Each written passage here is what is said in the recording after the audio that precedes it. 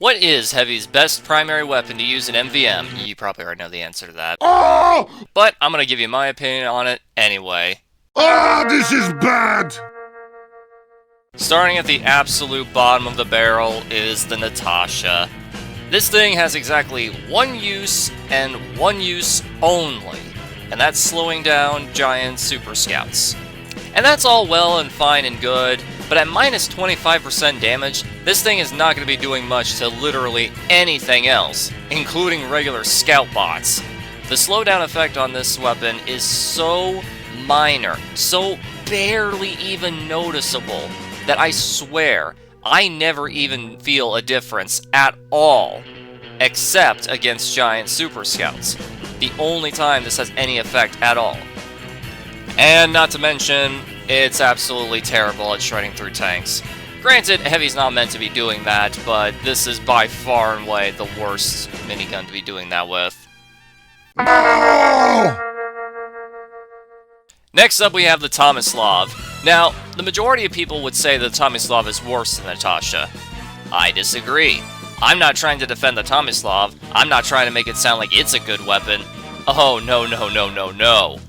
It's just that the Natasha is so unbelievably horrible and only has a singular use compared to the Tomislav, which at the end of the day is basically just the same minigun, but it fires slower and has better accuracy. The faster spin-up time is okay. The silent killer aspect is completely useless. And the increased accuracy is on paper okay. However, why would you care about accuracy in MvM mode? There's a horde of robots at all times.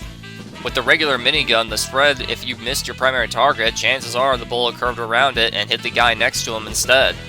Overall, the Tomislav is just kind of a detriment, honestly. The better accuracy makes its overall DPS against singular targets at medium and long range better than the stock minigun. However, the overall slower firing speed will absolutely cripple you in the long run, and most importantly of all, when you're playing as Heavy, you want to be in the giant's face at all times. And if there's literally nothing else going on, or it's the only thing left on the map, the tank's face all the time. And the Tomislav, it's just not good at that.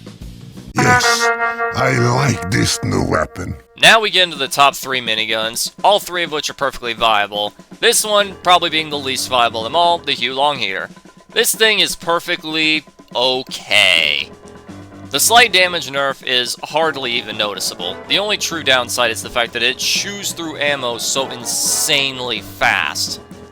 This is a weapon I would never recommend using if your engineer is incompetent, the engineer's buildings keep getting wrecked, or, God forbid, you don't even have an engineer. And while one's first initial thought may be, oh, maybe I should use this if there's a pyro on the team, the actual primary power and use of this weapon is for giant killing. Against giants, it has the second best DPS of any minigun, simply because the Ring of Flames will light them on fire, you'll get the nice 25% damage boost against them, you'll be at max ramp up, there you go, shredded giants just like that.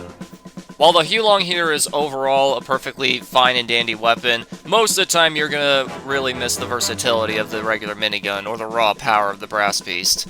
Speaking of which, So much power! this might come as a surprise to anybody with more than 5 tours in any MvM mission. Most players universally agree that the Brass Beast is Heavy's best primary weapon. I disagree. For example, as you can see from my gameplay footage here, as soon as I run out of ammo, I have to constantly run all the way back to the dispenser, then I have to run all the way back to the front line just to pump out every single bullet I got. Mere seconds later, having to turn right back around and repeat the cycle, rinse and repeat. Now, is this more the engineer's fault than the weapon itself's fault? Yes, however the Brass Beast is substantially more dependent on the engineer than the regular minigun is. While it does do absolutely monstrous amounts of damage, and is the best minigun for tank killing, which, granted, still is not very much damage. However, the sheer amount of damage this deals is absolutely monstrous. This thing can completely delete any and everything, barring, tanks, in mere seconds. And while it's definitely the most popular pick for Heavy's primary weapon in MvM, Personally, there's one that I adore above all the others. This is the best thing! It is best thing! Ah, good old stock.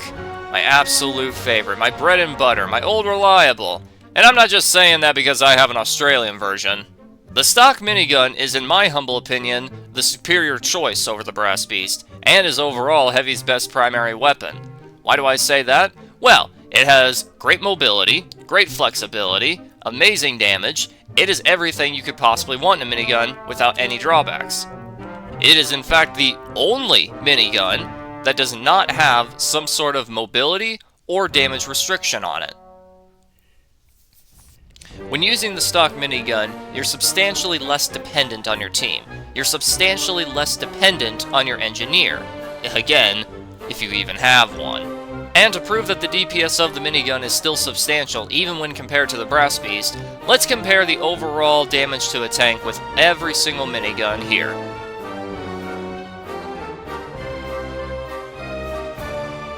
As you can plainly and easily see, the Brass Beast does the most amount of damage, at the cost of the mobility being so bad that I need to constantly be pushed by the tank, and if it tanks so much as takes one turn, I have to stop firing, reposition myself, get back in front of it, and basically waste time. Whereas with the minigun, if that happens, it's substantially easier to just simply slide myself back into it.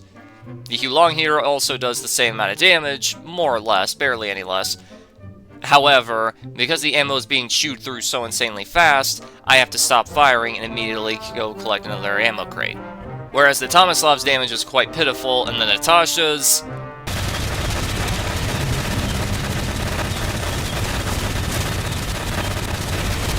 yeah.